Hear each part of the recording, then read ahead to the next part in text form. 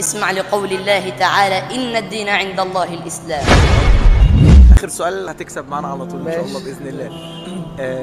كم عدد الأديان السماوية؟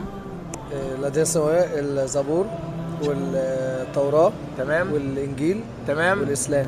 ما شاء الله عليك، ما شاء الله عليك. ثانية واحدة مصطفى، إجابة خاطئة. إيه اللي خاطئ؟ إنما هو يا دين عمي واحد. اصبر، هو كسب، هو كسب. إنما هو دين واحد. دين واحد ايه؟ انت دين قال لك الاربعه: الزبور والانجيل والتوراه والقران. ايه اللي ايه؟ بقول لحضرتك إنما هو دين واحد، المنزل من عند الله دين واحد. لا انا عايز اثبات على الكلام ده، معلش. عشان ايه؟ انت عندك كام سنه قبل اي حاجه؟ 13 سنة. 13 سنه. يعني انت الوحيد اللي بيتعارض ودين واحد. ما انا عايز بعد اذنك اثبات، لان دي مسابقه والناس يعني هتسمع الكلام ده، فيعني عشان ما نضللش الناس معلش. اسمع لقول الله تعالى: إن الدين عند الله الإسلام.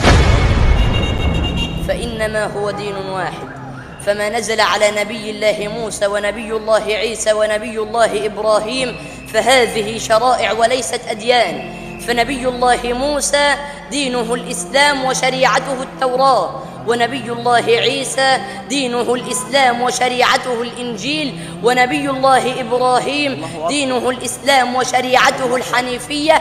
أما نبينا صلى الله عليه وسلم فدينه الإسلام وشريعته الإسلام، وهنا اتحد الدين مع الشريعة. الله أكبر. لا لا لا، انت ايه ده؟ انت 13 سنة؟ ايوه. الله اكبر. لا بعد اذنك كده امسك كده، امسك بس انت، امسك انت اللي كسبت. جاوبت ايه؟ الله اكبر. إنما هو دين واحد. يعني انا وكما تعلمت من فضيلة الشيخ الدكتور محمد حسان أن الدين عند الله الإسلام.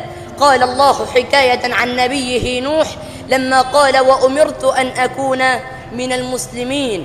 نبي الله إبراهيم: وإذ يرفع إبراهيم القواعد من البيت وإسماعيل ربنا تقبل منا إنك أنت السميع العليم. ربنا واجعلنا مسلمين لك ومن ذريتنا أمة مسلمة لك وأرنا مناسكنا وتب علينا إنك أنت التواب الرحيم.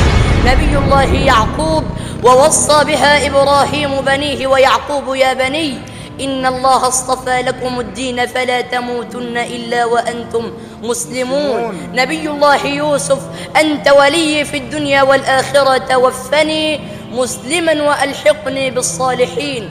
نبي الله سليمان: إنه من سليمان وإنه بسم الله الرحمن الرحيم ألا تعلوا علي وأتوني مسلمين. نبي الله موسى: قال الله حكاية عنه لما قال لقومه: إن